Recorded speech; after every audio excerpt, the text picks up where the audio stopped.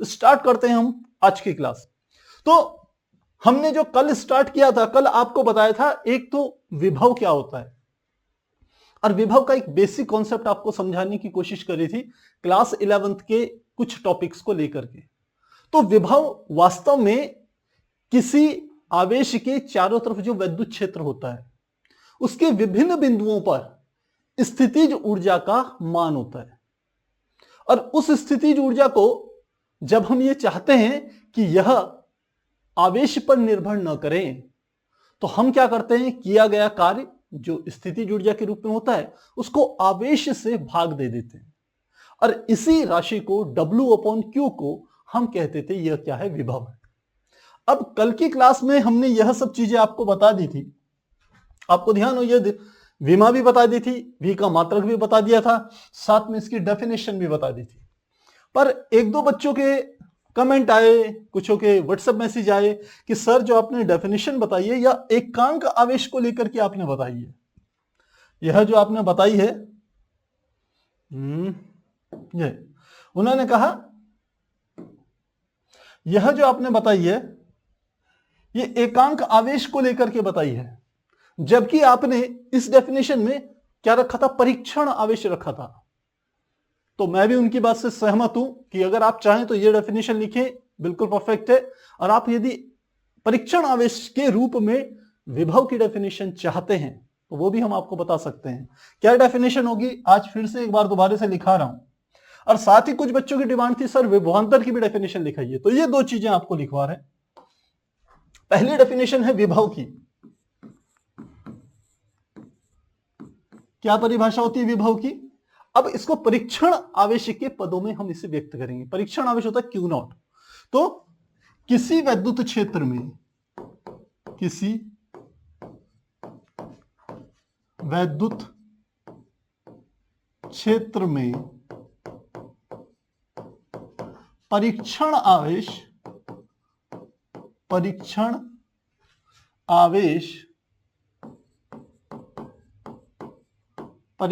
जिसे हम Q0 से रिप्रेजेंट करेंगे, परीक्षण आवेश को अनंत से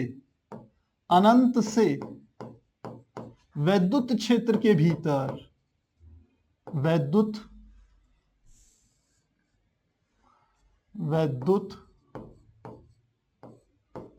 क्षेत्र के भीतर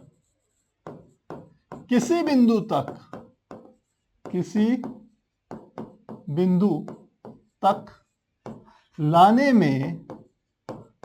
में किया गया कार्य, और इस कार्य को हम किससे रिप्रेजेंट करेंगे, W से, किया गया कार्य तथा परीक्षण आवेश के अनुपात को भी बोल सकते हैं, या की निष्पत्ति को,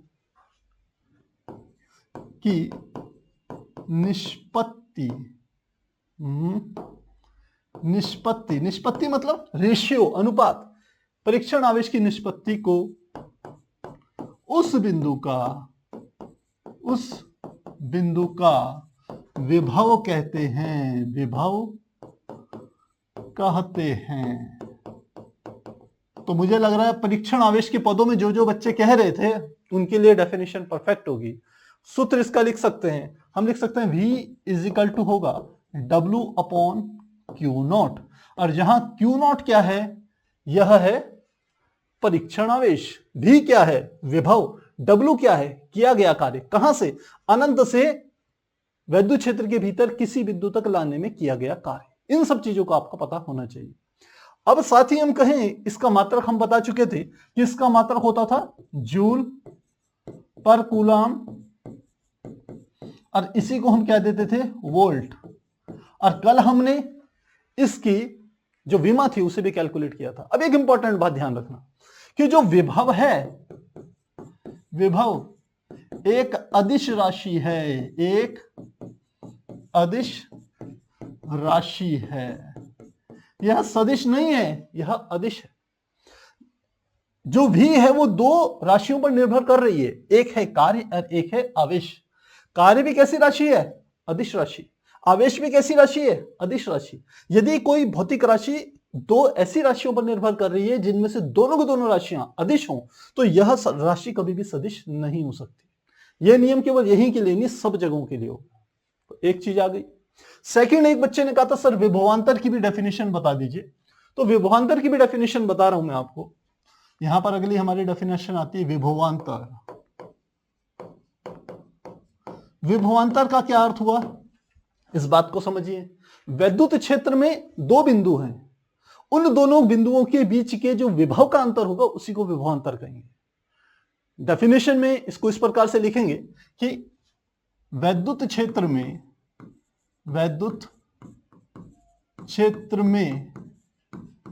किसी परीक्षण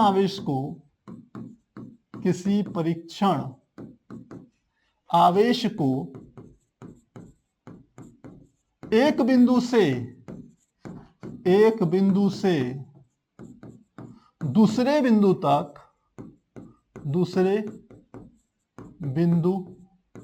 तक ले जाने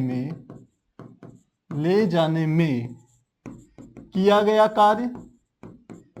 गया कार्य तथा परीक्षण आवेश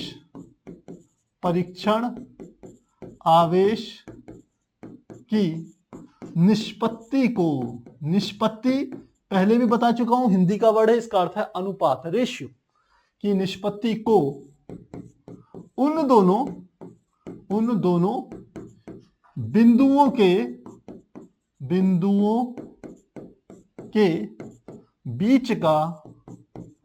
बीच का विभवांतर कहते हैं। तो हम कहें यदि दो बिंदु हैं, उनके बीच के विभवांतर को मान लेते हैं, पहले बिंदु का विभव है VA, दूसरे बिंदु का विभव है VB, तो इनका विभवांतर यदि डेल्टा V से मैं रिप्रेजेंट करूं तो यह किसके बराबर होगा? यह बराबर हमारा होगा W/Q0 के, क्योंकि ये Q0 वह परीक्षण आवेश है जिसे मैं किसी एक बिंदु से दूसरे बिंदु तक ले जा रहा हूं। तो इनके बीच का जो अंतर होगा, ऊर्जा W/Q का जो अंतर होगा, वही क्या होगा? उन दोनों बिंदुओं के बीच का विभवांतर होगा। तो मुझे लग रहा है ये बात आपको समझ में आ गई होगी। ये दोनों डेफिनेशन काफी इंपॉर्टेंट है, तो इनको आप नोट जरूर कीजिएगा। तो प्यारे बच्चों, यदि यहां तक कोई आपके डाउट्स हैं तो आप चैट सेक्शन में बोल सकते हैं। वैसे डेफिनेशन है सिंपल सी, ये हमने कल भी इस पे चर्चा कर चुके थे। केवल डेफिनेशन लिखाइए, आप फटाक से स्क्रीनशॉट लीजिए, फिर हम चलते हैं अगले टॉपिक पर। तो स्क्रीनशॉट लेना चाहेंगे 1 2 3 4।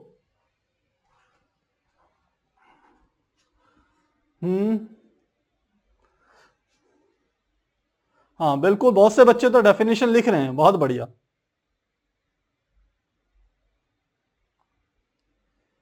कुछ बच्चे कह रहे हैं सर वीडियो क्वालिटी बढ़ा दो, क्लियर दिखेगा। प्यारे बच्चों, वीडियो क्वालिटी अब आपको अपनी तरफ से बढ़ानी पड़ेगी। जो आपके पास आता है 480p, 720p, 1080p, उसको आपने बढ़ाना है। हमारी तरफ से वीडियो क्वालिटी परफेक्ट है, और ज्यादा अगर हाई करने की कोशिश करेंगे तो फिर ये लैगिंग करना प्रॉब्लम करता है, लैगिंग की प्रॉब्लम आती है। तो मुझे लग रहा है ये सब क्लियर है, आप लोगों के मैसेज आ गए हैं, कोई दिक्कत नहीं है।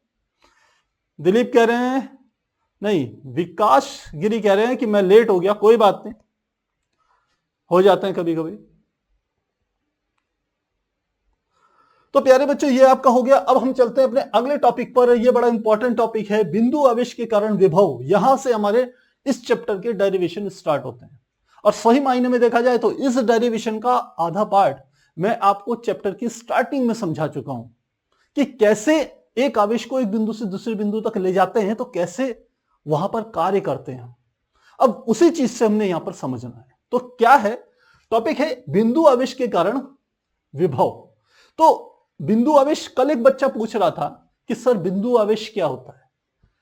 बिंदु आवेश का अर्थ होता है एक कोई भी ऑब्जेक्ट है, कोई भी वस्तु है जिस पर आवेश है, यदि उससे कुछ दूरी पर मैं किसी दूसरे आवेश को रख करके एक वैद्युत बल कैलकुलेट कर रहा हूं कूलाम के नियम से, तो यदि आवेशों के आकार की तुलना में उन दोनों आवेशों के बीच की जो डिस्टेंस है, दूरी है, वो बहुत अधिक हो, तो ऐसे आवेशों को हम बिंदु आवेश कहते हैं। जब कूलाम का नियम आप यदि पढ़ेंगे तो वहां मैंने स्टार्टिंग में इस बात को अच्छे से डिफाइन किया है कि बिंदु आवेश का अर्थ कूलाम का क्या था। तो वो वीडियो आप चाहें तो दोबारा से देख सकते हैं, हालांकि मैं यहां पर बता चुका हूं। तो अब क्या कहता है बिंदु आवेश के कारण विभव। तो क्या है, हमने यहां पर क्या करा, एक आवेश ले लिया, मान लेते हैं इस तरीके से एक आवेश लिया ये, और इस आवेश को हमने यहां पर रखा हुआ है, और इस आवेश का मान है प्लस क्यू, ये रखा हुआ है। तो इसके केंद्र से मान लेते हैं कुछ दूरी पर यहां पर एक बिंदु ले लिया हमने। इस बिंदु को आप कोई भी नाम दे देते हैं, मान लेते हैं इस बिंदु का नाम मैंने ले लिया एन, ये एन पॉइंट है। तो Q से इस एन बिंदु की जो दूरी है, सपोज वो जो दूरी है, जैसे आप एनसीईआरटी की किताब में देख रहे हैं उन्होंने आरडैश ली है, तो आपकी सुविधा के लिए ये मैं इस डिस्टेंस को क्या ले रहा हूं, आरडैश ले रहा हूं। यहां से लेके यहां तक की जो दूरी है ये कितनी है, आरडैश के बराबर है। अब मैंने एन पर क्या रख दिया, एक परीक्षण आवेश रख दिया। तो यदि परीक्षण आवेश रखा है तो इस परीक्षण आवेश का मान क्या होगा, आप समझ सकते हैं, ये क्या होगा, क्यू नॉट होगा, और ये क्या होगा, धनात्मक, जबकि ये भी क्या है, धनात्मक।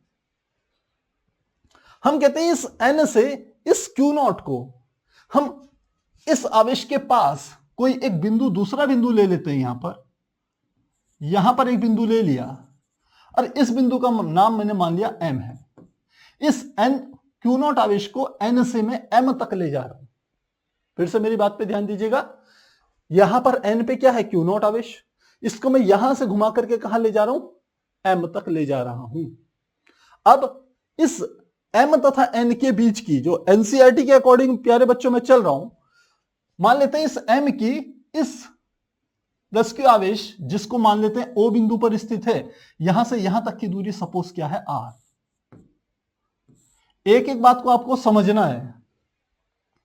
पहले मैंने कहा प्लस क्यू आवेश है, इससे आर डैश डिस्टेंस पर एक बिंदु है एन, वहां पर हमने एक परीक्षण आवेश रखा है क्यू नॉट। हम कहते हैं ओ से आर दूरी पर एक दूसरा बिंदु है एम। अब हमारा उद्देश्य क्या है, इस क्यू नॉट आवेश को एन से मैं घुमा करके कहां तक ले जा रहा हूं, मान लेते हैं एम बिंदु तक ले जा रहा हूं, ऐसे करना चाह रहा हूं। तो मैं इसको एन से कहां ला रहा हूं, इधर की ओर ला रहा हूं। तो यहां से हमें डेरिवेशन निकालना है कि इस एम बिंदु पर विभव का मान क्या होगा। अब आप कह रहे होंगे कि सर वो आपने इसमें लिखा है बिंदु आवेश के कारण, ये कौन सा बिंदु आवेश है। प्यारे बच्चों, ये जो क्यू है यही क्या है, बिंदु आवेश। बिंदु आवेश, इस कैपिटल क्यू के कारण एम पर कितना विभव होगा वो मुझे कैलकुलेट करना है। तो बिंदु आवेश ये है, इसके कारण यहां पर विभव हमें कैलकुलेट करना है। और किसको ला रहे हैं, इस परीक्षण आवेश क्यू नॉट को ला रहे हैं। परीक्षण आवेश पे हमने बहुत चर्चा कर चुकी है, बार बार बताना ठीक नहीं है, टाइम वेस्ट होगा आप लोगों का। तो इसको ला रहे हैं, तो कैसे करेंगे डेरिवेशन को, ये देखिए मैं थ्योरी के साथ आपको लिखा रहा हूं जिससे आपके नोट्स अच्छे से तैयार हो जाए। तो मैं लिखता हूं, माना, यहां से शुरू करते हैं, लिखते हैं माना प्लस क्यू आवेश, माना बिंदु आवेश, बिंदु आवेश क्यू से, प्लस क्यू से, बिंदु आवेश प्लस क्यू जो ओ पर स्थित है, स्थित है, से कितनी दूरी ली थी, आरडैश दूरी पर, आरडैश दूरी पर एक बिंदु, और इस बिंदु का नाम हमने लिया था एन, बिंदु एन पर परीक्षण आवेश, परीक्षण आवेश क्यू नॉट रखा है। अब मैंने कहा क्या करना है, इस परीक्षण आवेश को एन से एम तक लाना है। मुझे एम बिंदु पर इस बिंदु आवेश के कारण विभव का मान कैलकुलेट करना है। तो मैं क्या लिखता हूं, पर रखा है, माना एन पर स्थित क्यू नॉट को बिंदु आवेश से कितनी दूरी पर, आर दूरी पर, आर दूरी पर स्थित बिंदु किस पर? यह है m पर लाया जाता है, लाया जाता है। अतः किया गया कार्य। तो मुझे क्या कैलकुलेट करना है? सबसे पहले कार्य को कैलकुलेट करना है। ये सब बातें हमने कल कर ली थी। अब यहां पर हमने कल एक इंपॉर्टेंट बात आपको बताई थी, इंटीग्रेशन का कॉन्सेप्ट सिखाया था। हमने कहा कि जब मैं क्यू नॉट को लेकर के आगे की ओर बढ़ता हूं तो इस प्रकार से आगे बढ़ना है कि क्यू नॉट पर त्वरण उत्पन्न ना हो। और ऐसा तभी संभव है कि जब मेरे द्वारा लगाया गया वह बल, क्योंकि यह प्लस क्यू नॉट आवेश इस पर जो बल लगा रहा है उस बल की दिशा क्या होगी? इस दिशा में होगा। और ये एफ ई इलेक्ट्रोस्टैटिक फोर्स यानी कि वैद्युत बल होगा। ये प्लस क्यू आवेश इस परीक्षण आवेश पर एफ ई बल लगा रहा है जो इस दिशा में है। ध्यान दीजिएगा, ये वैद्युत बल है इसलिए मैंने इसको एफ ई से रिप्रेजेंट करा है। लेकिन मैं आवेश को किधर ले जा रहा हूं? मैं इस आवेश को इधर की ओर गति कराने की कोशिश कर रहा हूं, इसको इधर की ओर मूव करवा रहा हूं। तो इसका अर्थ यह हुआ कि मैं वैद्युत बल की विपरीत दिशा में एक बल लगा करके इस आवेश को इधर ला रहा हूं। और वह बल कौन सा बल होता है? वह बल होता है वह बल जिसे कल हमने एफ एक्सटर्नल से रिप्रेजेंट किया था। तो हमने वहां पर कंडीशन ली थी कि यदि त्वरण शून्य है, ऐसा नहीं कि इस आवेश को पकड़ के झटके से आप इधर ले आओ, वहां तो त्वरण उत्पन्न हो जाएगा। तो कंडीशन यह है कि त्वरण को शून्य रखना है, ए 0 होना चाहिए। यदि त्वरण शून्य है तो एन तथा एम के विभिन्न बिंदुओं पर जो वाह्य बल होगा एक्सटर्नल फोर्स और जो वैद्युत बल होगा ई, इन दोनों का परिणामी शून्य होना चाहिए, यानी कि यह दोनों एक दूसरे से संतुलित होने चाहिए। तो विभिन्न बिंदुओं पर एफ एक्सटर्नल बराबर होना चाहिए एफ ई के, ये बराबर होना चाहिए। तो अब इस चीज को, चर्चा को और आगे समझिए। अब मैं एफ एक्सटर्नल की जगह एफ ई ले रहा हूं। आपके दिमाग में आ रहा होगा, सर जब वैद्युत बल उस दिशा में है, विस्थापन इस दिशा में है, तो आप ये क्यों ले रहे हो? लेकिन आपने क्लास 11th में पढ़ा है कि यदि बल और जो विस्थापन है उन दोनों के बीच में यदि कोई कोण बनता है तो किया गया कार्य जो होता है वो हम सदिश पदों में लिखते हैं। तो उसी चीज को हम आगे की ओर आपको एक्सप्लेन कर रहे हैं। हमने कहा किया गया कार्य W जो होगा वह बराबर हमारा किसके होगा? हमने कहा बल का मान क्या है? Fe। ये एक सदिश ले लिया और मैं क्या कर रहा हूं, इसको पूरे यहां से उठाकर यहां नहीं ला रहा हूं। सबसे पहले एक छोटी दूरी ले रहा हूं, ये वाली दूरी, और यहां से लेके यहां तक के बीच की ये जो दूरी है, इस दूरी को मैं नाम दे रहा हूं, ये दूरी है dr। इस दूरी का मान कितना है? dr। ये क्या है? विस्थापन है, तो ये भी क्या होगी? सदिश ही होगी। तो ये बल Fe इस दिशा में, लेकिन विस्थापन इस दिशा में है, तो क्या होगा? हमने कहा Fe इंटू साथ में क्या गया? dr। ये दोनों सदिश हैं। अब चूंकि मैं n से m तक एक झटके में नहीं ला रहा हूं, थोड़ा थोड़ा कार्य कर रहा हूं, थोड़ी थोड़ी डिस्टेंस ले जा रहा हूं, इसलिए किया गया कार्य भी सूक्ष्म होगा। केवल इतनी सूक्ष्म दूरी dr के लिए ध्यान रखना, क्योंकि विस्थापन सूक्ष्म है इसलिए किया गया कार्य भी सूक्ष्म होगा, इसलिए मैं इसको dw से रिप्रेजेंट कर रहा हूं। तो कार्य बराबर हो गया बल गुणा विस्थापन। अब हमने कल ये बात फिर से आपको समझाई थी कि क्यों मैं n से m तक एक ही बार में कार्य को कैलकुलेट क्यों नहीं कर रहा हूं। आप सीधे भी तो सूत्र लगा सकते थे, कार्य बराबर बल गुणा विस्थापन। बल कितना है? यहां पर देखिए बल का मान है Fe, और विस्थापन कितना है? यहां से यहां तक की दूरी r डैश, यहां से यहां तक की दूरी r, तो ये दूरी इतनी कितनी आ जाएगी? r dash minus r। तो आप कह सकते थे सर सीधे लगाइए, पर मैंने आपको वहां एक बात समझाई थी। मैंने वहां ये आपको बात समझाई थी कि जैसे जैसे आप n से आगे की ओर बढ़ेंगे, इस परीक्षण आवेश पर इसके द्वारा लगने वाला प्रतिकर्षण बल क्या होगा? बढ़ता जाएगा, क्योंकि दूरी घट रही है इसलिए प्रतिकर्षण बल बढ़ता जाएगा। इसलिए आप कार्य बराबर बल गुणा विस्थापन, ये सूत्र को डायरेक्ट नहीं लगा सकते। ये केवल तभी लगता है जब जो बल का मान है वो पूरे विस्थापन के दौरान नियत रहे। लेकिन यहां नियत नहीं है, इसलिए यहां पर हम इंटीग्रेशन मेथड यूज करेंगे। जिन बच्चों ने मेरी कल की क्लास अटेंड करी होगी निश्चित रूप से उनको यह बात अभी तक समझ में आ गई होगी। तो अब हम क्या कर रहे हैं, इतनी डिस्टेंस के लिए कितना कार्य है उसे निकाल रहे हैं। तो डी डब्ल्यू बराबर F E into D are. अब इसको क्या लिख सकते हैं, दोनों सदिश हैं, तो मैं लिख सकता हूं एफ ई परिमाण में इंटू डी आर इंटू इन दोनों के बीच का कोण क्या हो गया, कॉस थीटा।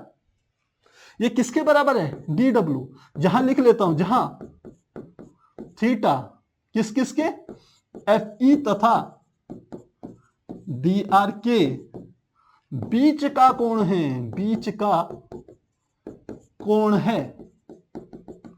अब समझिए इन दोनों के बीच का कोण क्या है, ये किसकी दिशा है, यहां से लेके यहां तक ये किसकी दिशा आ रही है, ये वाली दिशा, ये वाली जो दिशा है ये डी आर की दिशा है, ये इस दिशा में चल रहा है डी आर, और बल क्या है इस दिशा में। तो इन दोनों के बीच का जो कोण होगा, ये जो कोण होगा यहां से लेके ये जो कोण होगा, ये वाला कोण, इस कोण का मान थीटा बराबर 180 डिग्री होगा। हाँ ठीक है, फ्रेम में आ रहा है आपको दिख रहा होगा, थीटा बराबर 180 होगा, क्योंकि बल लग रहा है इधर और विस्थापन कर रहे हैं हम इधर। हालांकि वो वाह्य बल है, लेकिन हमने कहा वाह्य बल को मैं वैद्युत बल के पदों में लिख रहा हूं। तो क्या हो जाएगा, यदि थीटा 180 है तो इसको क्या लिख लेंगे यहां पर, इसको, ये हमारे पास आ जाएगा, ये हमारे पास आ जाएगा डी डब्ल्यू बराबर F E into D are, F E into D are into cos 180। और कॉस 180 का मान होता है, क्योंकि कॉस 180 डिग्री बराबर होता है -1 के, ये वैल्यू यहां रखेंगे तो क्या आ जाएगा, D W is equal to minus F E into D R के बराबर हो जाएगा। तो ये मैंने इसका अदिश मान निकाल लिया, यानी कि डी डब्ल्यू तो अपने आप में क्या है, अदिश राशि है, लेकिन हमने एफ ई और डी आर की भी डॉट प्रोडक्ट के बाद इसका अदिश मान निकाल लिया। तो ये हमारे पास आ गया। ये कितने किया गया कार्य, डी डब्ल्यू सूक्ष्म है, क्योंकि हमने एफ ई बल लगा के जो वैद्युत बल के पदों में है, ये वाह्य बल है, एफ एक्सटर्नल, इसको किसके पदों में ले लिया मैंने, वैद्युत बल के पदों में ले लिया, इंटू डी आर, ये आ गया।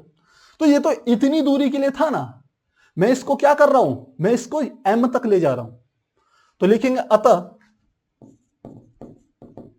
कहां से, एन से एम तक ले जाने में संपूर्ण कार्य या कुल कार्य।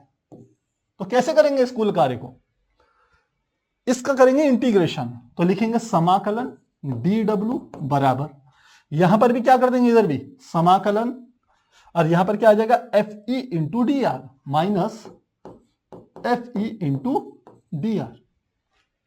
ये हमने कर लिया। तो अब सोचिए कि ये वाला जो हमारे पास आवेश था, कौन सा वाला, ये क्यू नॉट आवेश, ये इस प्लस क्यू आवेश से कितने डिस्टेंस पर था, आर डैश डिस्टेंस पर था। तो ये यहां पर स्थित था, शुरुआत में यहां पर था ना, ये हमारा क्या था, शुरू का पद, शुरुआत में यहां पर था, और लास्ट में कहां तक पहुंचेगा, ये यहां पर, अंत में इसको मुझे यहां ले जाना है। तो समाकलन की ये हमारा निशान है, समाकलन की सीमाएं लगाएंगे, कल भी बताया था। तो सीमाएं कैसे लगाएंगे, इस वाले बिंदु से इस शुरुआती बिंदु की जो दूरी है यह है आर डैश, तो नीचे लिख लीजिए आराम से आर डैश, कोई प्रॉब्लम नहीं। और इसको लास्ट में अंत में कहां तक लाना है, एम तक, और एम से लेके ओ तक की दूरी कितनी है, आर, तो अंतिम बिंदु क्या है, आर। बस ये सीमाएं लगाने का एक आसान तरीका है। कहां से शुरू किया, किसी एक पॉइंट के रेफरेंस में, और कहां तक आपने खत्म किया, क्लियर हो गया। अब हमने यहां पर क्या करना है, इंटीग्रेशन करना है। तो मान लेते हैं समाकलन का अर्थ होता है कि छोटे छोटे पदों का योग, जैसे जिसको हम समेशन भी कहते थे, कैपिटल सिग्मा से रिप्रेजेंट करते थे। तो ऐसे छोटे छोटे यदि कार्य को मैं जोड़ता चले जाऊं तो कुल कार्य जो निकलेगा उस कार्य को मैं कैपिटल डब्ल्यू से या डब्ल्यू से रिप्रेजेंट कर रहा हूं। तो डब्ल्यू बराबर क्या आ जाएगा, माइनस समाकलन। अब एफ ई का मान आपने लिखना है, तो पहले आप चाहें तो पहले एफ ई लिख लेते हैं, इसको मिटा रहा हूं मैं। हम कहते हैं जहां Fe बराबर किसके होगा, ये तो इलेक्ट्रोस्टैटिक फोर्स है ना, कूलाम के नियम से आया है ना, तो क्या आएगा, कूलाम के नियम के सूत्र है 1/4πε0।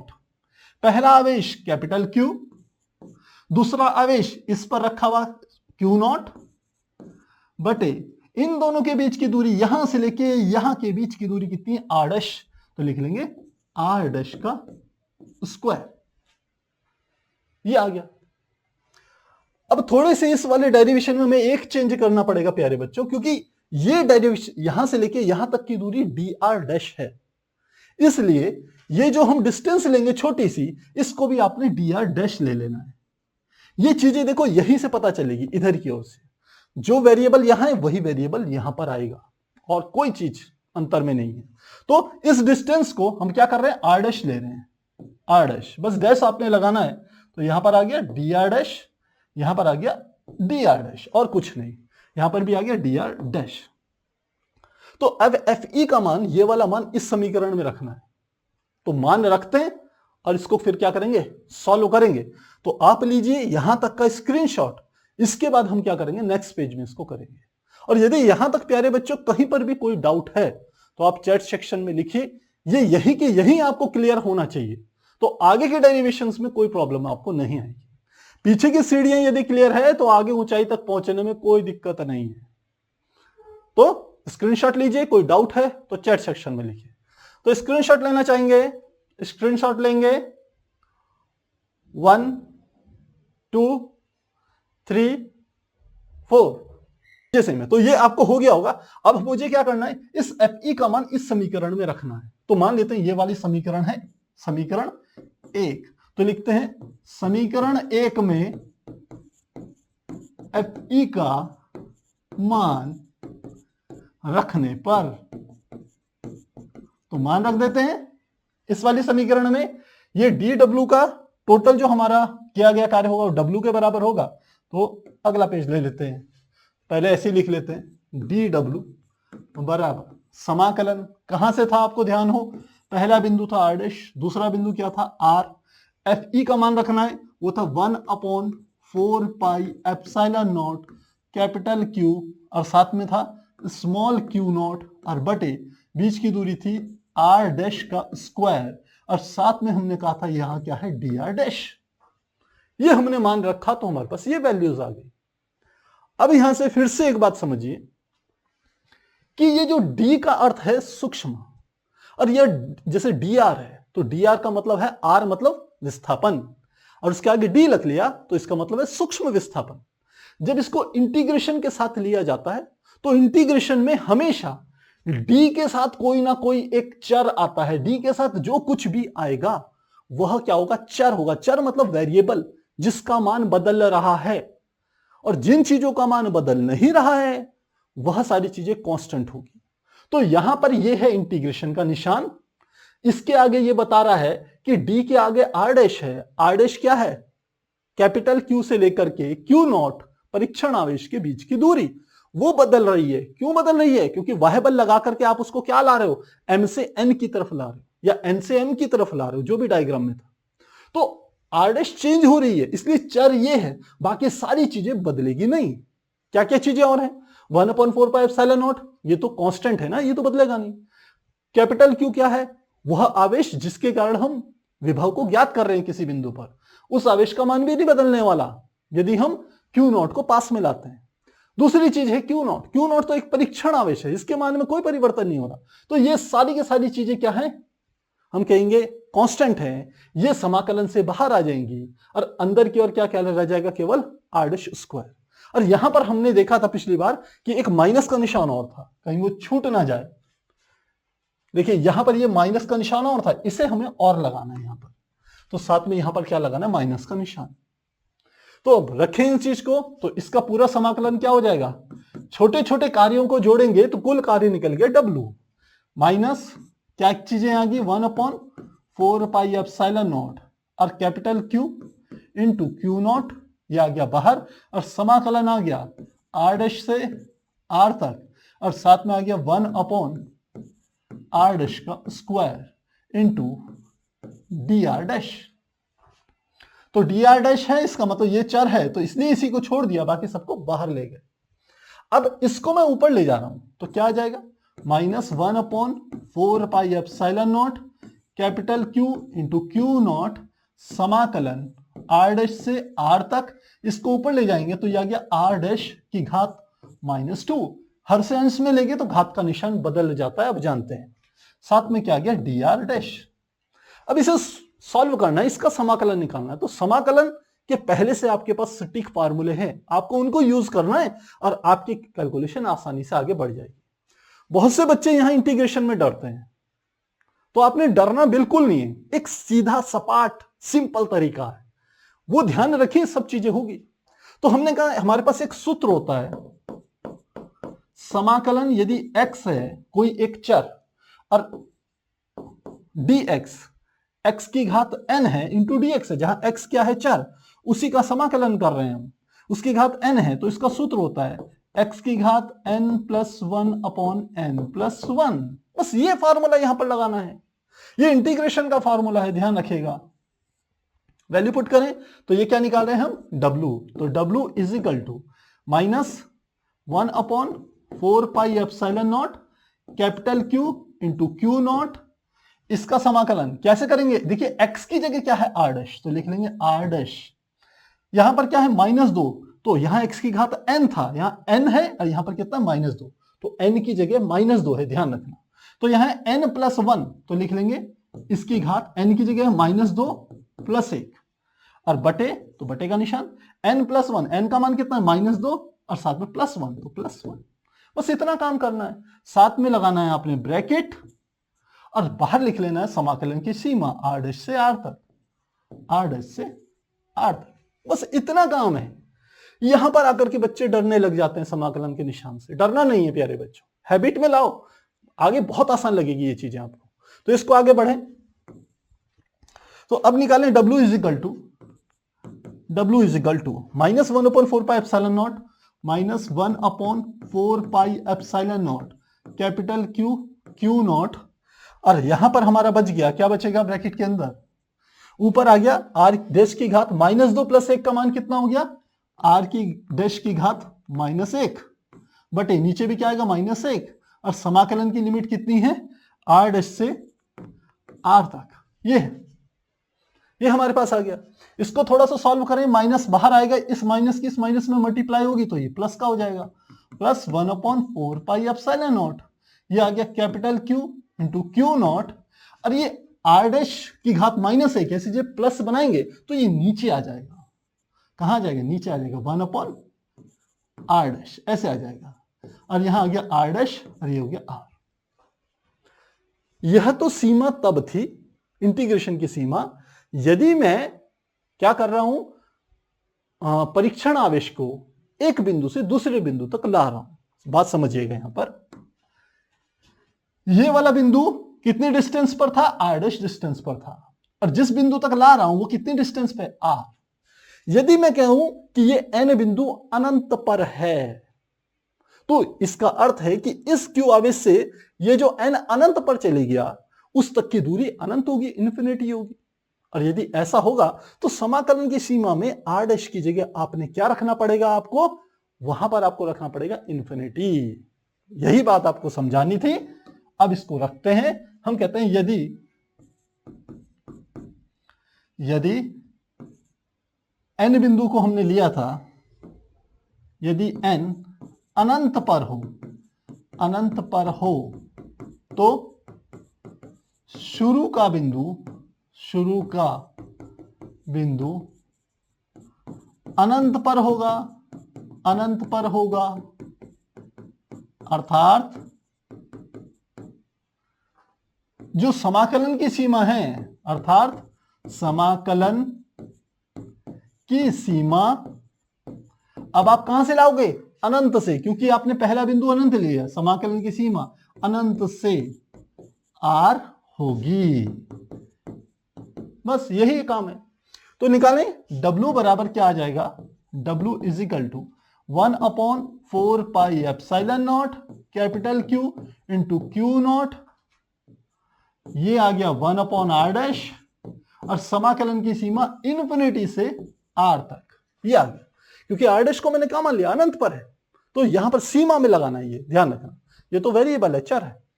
तो अब मान रखें, हम रखते हैं। अब देखिए इनको सॉल्व कैसे करते हैं।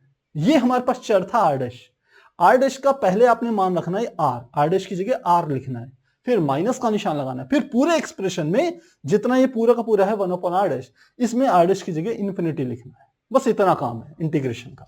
तो W is equal to 1 upon 4 pi epsilon naught, और ये आ गया Q इंटू क्यू नॉट, ये आ गया आर डैश की जगह लिखे तो 1 upon R minus 1 upon R dash की जगह इन्फिनिटी, 1 अपॉन इन्फिनिटी तो 0 हो जाएगा, तो ये वैल्यू आ जाएगी W इज इक्वल टू हमारे पास आ जाएगा 1 अपॉन 4 पाई एप्सिलॉन नॉट, ये आ जाएगा capital Q into Q not बटे क्या आ गया R।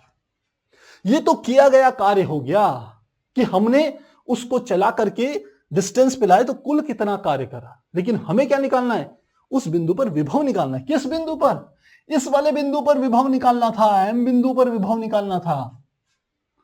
तो M बिंदु पर विभव निकालेंगे के लिए क्या परिभाषा थी कि एकांक आवेश को, या फिर आप क्या कर सकते हैं, किए गए कार्य में परीक्षण आवेश का भाग दे दीजिए, जैसे मैंने अभी आपको डेफिनेशन बताई कि किए गए कार्य तथा परीक्षण आवेश की निष्पत्ति को किसी बिंदु का क्या कहते हैं, विभव कहते हैं।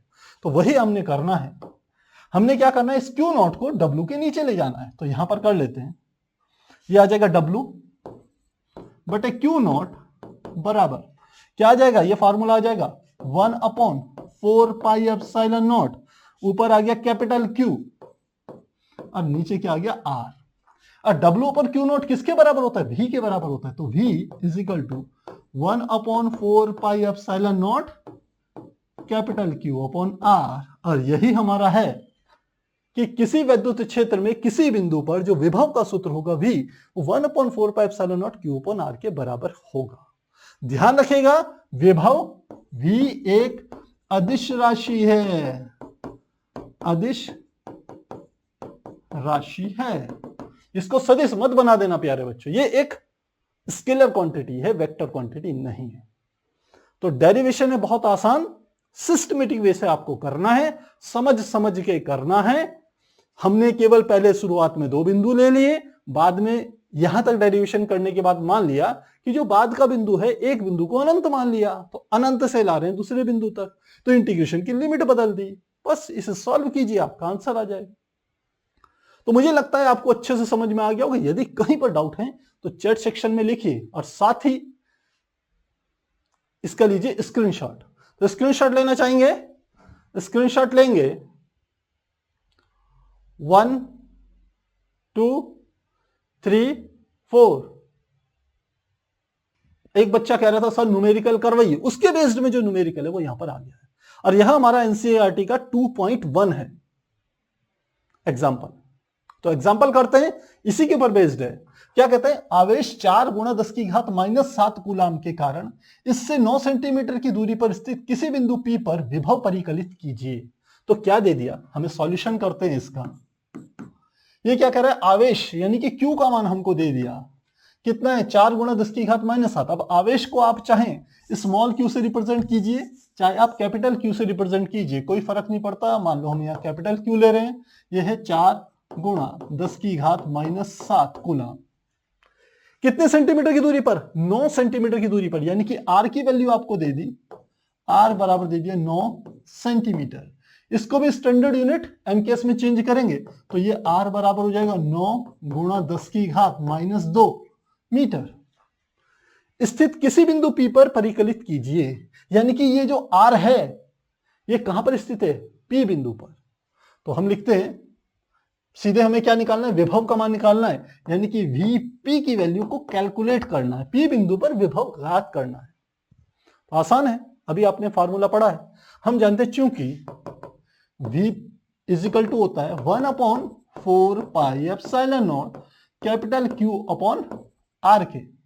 तो R आपको दिया है, Q आपको दिया है, 1 अपॉन 4 पाई एप्सिलॉन नॉट की वैल्यू आप जानते हैं 9 गुणा 10 की घात 9 होती है।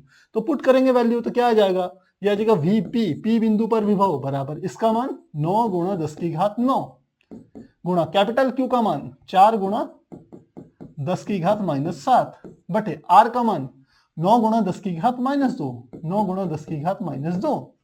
सॉल्व करना आसान है। एक कुछ बच्चे कह रहे हैं सर लास्ट तक कैलकुलेशन बताइए।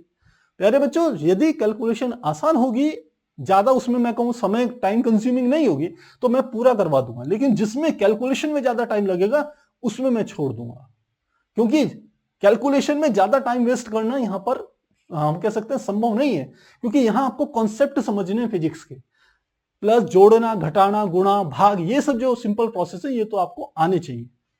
तो इसको यदि सॉल्व करें तो देखिए इस 9 से ये वाला 9 कट गया, तो क्या आ जाएगा, देखिए ये 4 आ गया, गुणा ये थी 10 की घात 9, साथ में थी 10 की घात -7, और ये 10 की घात 2 ऊपर जाएगी तो क्या हो जाएगी, 10 की घात +2 हो जाएगी।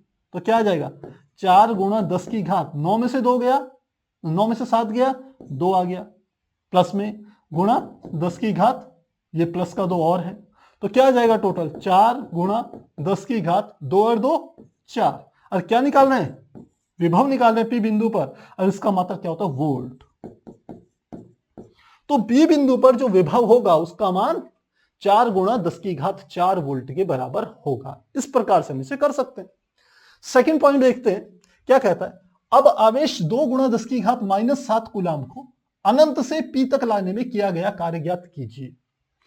क्या उत्तर जिस पथ के अनुदिश आवेश लाया जाता है इस पर निर्भर करता है। यदि डायग्राम से समझें इस चीज को, यह कहता है एक प्लस क्यू आवेश ये है, ये एक आवेश है, इससे कुछ दूरी पर यहां से केंद्र ले लिया, यहां से यहां पर एक कोई बिंदु हमने ले लिया, ये दूरी कितनी है, 9 सेंटीमीटर है, ये 9 सेंटीमीटर की डिस्टेंस है, और इस क्यू का मान तो इन्होंने दिया हुआ है।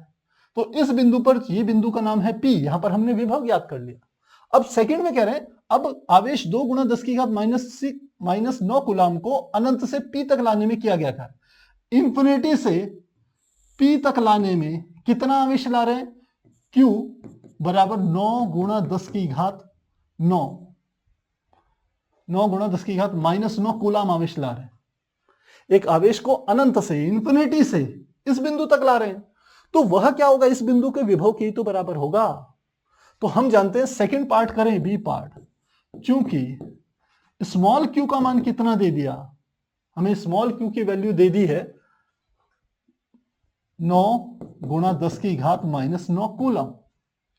तो अब हमें क्या निकालना है, किया गया कार्य निकालना है। तो लिखेंगे सेकंड वाले में कार्य कितना होगा। तो अभी हमने निकाला Vp, क्योंकि V बराबर होता है W/Q। ये Q कौन सा होता है, जिस आवेश को हम मूव करवा रहे हैं, ये वो वाला आवेश होता है जिसे हम परीक्षण आवेश लेते थे। ये V क्या है, जिस P बिंदु की हम बात कर रहे हैं, उस P बिंदु का विभव है, P बिंदु तक ही तो ला रहे हैं। और ये W का किया गया कार्य, यहां से यहां तक लाने में, इसी को कैलकुलेट करना है। तो इस फार्मूले को सॉल्व करें तो यहां से आ जाएगा, क्योंकि यहां गुणा कर देंगे तो W बराबर Vp multiply Q। Value put करें, Vp का मान हमने यहां निकाला है 4 गुणा 10 की घात 4, 4 गुणा 10 की घात 4 मल्टीप्लाई कितना आवेश है, 9 गुणा 10 की घात -9। तो किया गया कार्य W बराबर कितना हो जाएगा, 4 9 36 गुणा 10 की घात -5। और आप यदि इसको स्टैंडर्ड फॉर्म में लिखेंगे तो यह आ जाएगा 3.6, क्योंकि एक डेसिमल को हमने एक खाने इधर की ओर खिसकाया है, तो घात एक प्लस की बढ़ेगी तो घट जाएगी, 10 की घात -4 हो जाएगी। या आप लिख सकते हैं तो 10 की घात -5 + 1, तो क्या कि 10 की घात -4। क्या निकाल रहे हैं, कार्य, तो इसका मात्रक क्या हो जाएगा, जूल। इतना हो गया। अब लास्ट में एक बात पूछ रहे हैं, कार्य तो हमने क्या कर लिया, क्या उत्तर जिस पथ के अनुदिश आवेश को लाया जाता है उस पर निर्भर करता है कि आप इस वाले आवेश को, ये जो हमारा आवेश था यहां पर, इसको आप इधर से घुमा के यहां तक लाइए, इसको यहां से टहला करके यहां तक लाइए, किसी भी रास्ते से लाइए, ये सीधे ले आइए, क्या ये रास्ते पर निर्भर करेगा, हम कहेंगे नहीं करेगा। क्यों नहीं करेगा, क्योंकि जो वैद्युत बल होते हैं वह संरक्षी बल होते हैं, और हमने आपको बताया था संरक्षी बल दो बिंदुओं की स्थिति पर हम कह सकते हैं निर्भर करते हैं कि वो दोनों बिंदु कहां पर है। एक बिंदु से दूसरे बिंदु तक आप किस रास्ते से आ रहे हो, किस रास्ते का अनुसरण कर रहे हो, इस बात पर निर्भर नहीं करते। तो क्योंकि विभव भी उसी कूलाम के वैद्युत बल से ही कैलकुलेट हो रहा है, और विभव क्या है, एक हम कह सकते हैं संरक्षी है, इसलिए यह पथ पर निर्भर नहीं करता। तो क्या लिख लेंगे, यह पथ पर निर्भर नहीं करता, नहीं करता, पथ पर निर्भर नहीं करेगा ये। तो इस प्रकार से प्यारे बच्चों एनसीईआरटी के जो पहला एग्जांपल था इस चैप्टर का, उसको हम समझ सकते हैं। कहीं पर कोई डाउट हो तो चैट सेक्शन में लिखिए, और तब तक आप ले सकते हैं स्क्रीनशॉट। स्क्रीनशॉट लेना चाहेंगे 1 2 3 4।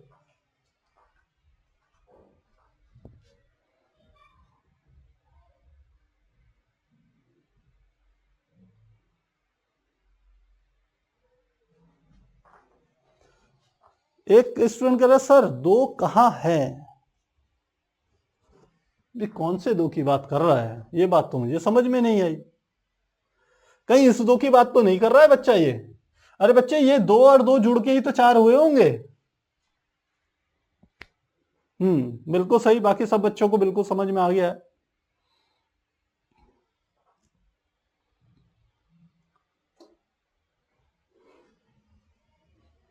कुछ क्या चेंज हुआ है क्या क्वेश्चन में? देखिए एनसीईआरटी की किताब में ये कुछ गड़बड़ हुआ है क्या? हमने पहला आंसर निकाला 4 गुणा 10 की घात 4, बिल्कुल सही है। दूसरा है 2 गुणा 10 की घात -9। अच्छा हाँ बच्चों ठीक है। एक बात आई कि ये हमने गलती से 2 गुणा 10 की घात -9 था, इसको मैंने 9 गुणा 10 की घात 9 ले लिया, ये गलती करी। तो इसको सुधार कर लेते हैं, कोई बात नहीं, इसको सुधार कर लेते हैं। ये हमने क्योंकि वैल्यूज ही गलत ले ली थी तो इसलिए आंसर भी गलत ही आना था। ये इसको यहां कर लिया, इसको यहां कर लिया, इसको यहां कर लिया, इसको यहां कर लिया। अब रख लेते हैं, क्या क्या वैल्यू रखें। ये हमारी आ गई 2, ये 2 गुणा 10 की घात 9 है, तो 2 गुणा 10 की घात -9 है, तो यहां पर Q का मान 2 गुणा 10 की घात -9, वैल्यू पुट करें तो ये आ जाएगा 2 गुणा 10 की घात -9, तो ये आ जाएगा 4 दूनी 8 गुणा 10 की घात -5, तो ये 8 गुणा 10 की घात -5 जूल ही होगा। ठीक है, बिल्कुल सही। हमने ही लिखते समय क्या कर दी थी, गलती कर दी थी, बिल्कुल सही आंसर। तो प्यारे बच्चों ये तो गलती लाइव क्लासेस में होती रहती है, कोई बड़ी बात नहीं है। आप लोग सचेत हैं, एक बच्चे ने लिख दिया, हालांकि मुझे बात समझ नहीं आ रही थी क्योंकि कुछ बच्चों ने इसमें आंसर भी लिखे थे, इसलिए मुझे बाद में समझ में आया कि कहीं ना कहीं यहां पर गलती है।